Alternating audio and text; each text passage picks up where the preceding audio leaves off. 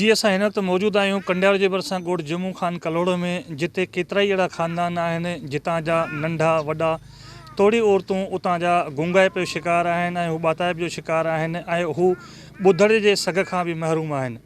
असां अहिड़नि ई ख़ानदाननि सां हिते अॼु मुलाक़ात कंदासीं, जिन खां पुछंदासीं त आख़िर इहो छा मसइलो आहे ऐं कॾहिं खां इहे बीमारियूं हुनखे लॻल आहिनि ऐं हुननि जी बीमारियुनि जे लाइ सरकारी तौर ते कहिड़ा उपाउ वरिता विया आहिनि।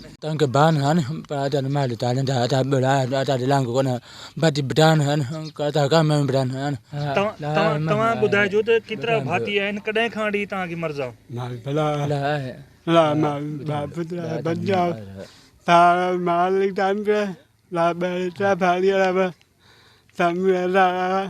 तव्हां पढ़ी न आहियो सघिया? तालीम वग़ैरह कंहिं में न आहे?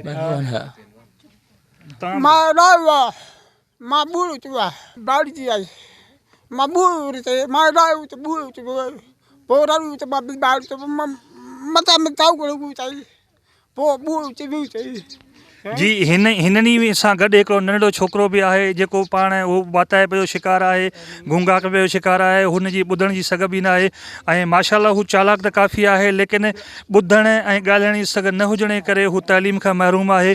अचो त असां हुन खां बि पुछूं त जेको आहे सो हुन सां छा मसइलो आहे।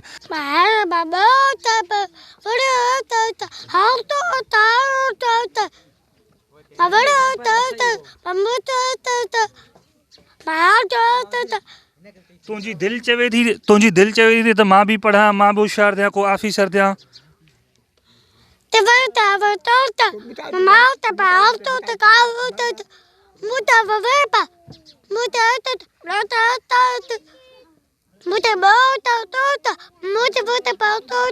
तुंहिंजो पीउ या तुंहिंजी मां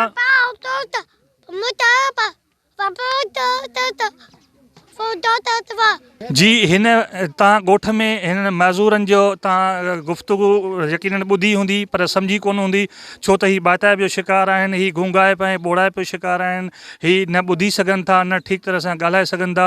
हिननि जो चवण इहो आहे त असांजे ॻोठ में का डॉक्टरनि जी हिकिड़ी भली टीम मोकिली वञे जेका हिन मर्ज़ जी तशख़ीस करे सघे, सुञाणप करे सघे त हीअ मर्ज़ आख़िर आहे छा, जो पोयों जेको हिन जो ईंदड़ नस्ल आहे उन ईंदड़ नस्ल खे इन मर्ज़ खां बचाए सघिजे।